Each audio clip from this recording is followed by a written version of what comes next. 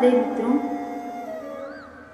आज हम सुनेंगे षटतिला एकादशी माघ कृष्ण पक्ष की महात्म्य के बारे में। एक समय दार्लभ ऋषि ने पुलस्त्य ऋषि से पूछा, हे मुनीश्वर, मनुष्य मृत्यु लोक में ब्रह्मा हत्या आदि महान पाप करते हैं और दूसरे के धन की चोरी, दूसरे की उन्नति देखकर ईर्ष्या आदि करते हैं, परंतु फिर भी उनको नर्क प्राप्त नहीं होता, सो क्या कारण है? वे ना जाने कौन सा अल्पदान या अल्प परिश्रम करते हैं जिनसे उनके पाप नष्ट हो जाते हैं। ये सब आप कृपा पूर्वक कहिए। इस पर पुलस्त्य महात्मा बोले, मुनि, आपने मुझसे अत्यंत गंभीर प्रश्न पूछा है।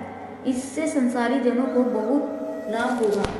इसको इंद्र आदि देव भी नहीं जानते, परंतु मैं आपको ये गुप्त वेद अवश्य ही बताता हूँ। माघ मास के आने पर मनुष्य को स्नान आदि से शुद्ध रहना चाहिए और इंद्रियों को बस में करके तथा काम, क्रोध, लोभ, मोह, ईर्ष्या, अभिमान आदि का स्मरण नहीं करना चाहिए। उसको हाथ पैर धोकर पुष्प नक्षत्र में गोबर, कपास, तिल मिलाकर उपले बनाने चाहिए। उन कंडों से 108 बार हवन करें और यदि उस दिन मूल नक्षत्र हो, द्वादशी हो तो नियम से रहें। स्नान आदि नित्य क्रिया से शुद्ध होकर भगवान का पूजन कीर्तन करना चाहिए। एकादशी के दिन व्रत करें और रात्रि को जागरण तथा हवन करें। उसके दूसरे दिन दूध दीप नैवेद्य से भगवान की पूजा करें और खिचड़ी का भोग लगाना चाहिए। उस दिन कृष्ण भगवान का पूजन करना चाहिए। उनको पेठा, नारियल, सीताफल या सुपारी सहित अर्घ्य देना चाहिए और फिर उनकी स्तुति करनी चाहिए।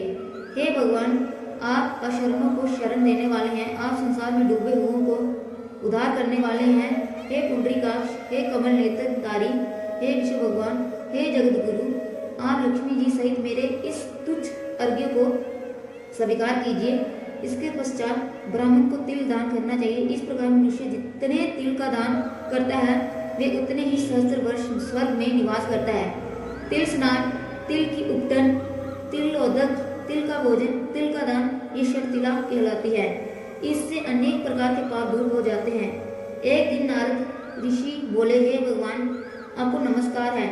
इस षटतिला एकादशी को क्या पुण्य प्राप्त होता है और उनकी क्या कथा है, सो कृपा पूर्वक कहिए।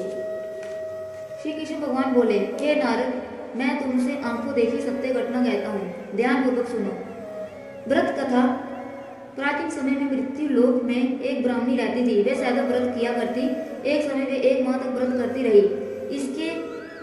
इससे उसका शरीर अत्यंत दुर्बल हो गया। वे अत्यंत बुद्धिमान थी, परंतु फिर भी उसने कभी भी देवताओं तथा व्रतों से अपना मन आश्रित नहीं किया। इस प्रकार मैंने सोचा कि ब्राह्मणी ने व्रत आदि से अपना शरीर शुद्ध कर लिया है और इसको वैष्णव लोक भी मिल जाएगा, परंतु इसने कभी अन्नदान नहीं किया है। इससे इसकी तृप्ति होना कठिन है। ऐसा सोचकर मैं मृत्यु लोक में गया और उस ब्राह्मणी से अन्न मांगा। वे बोली, हे महाराज, आप यहाँ किस लिए आए हैं?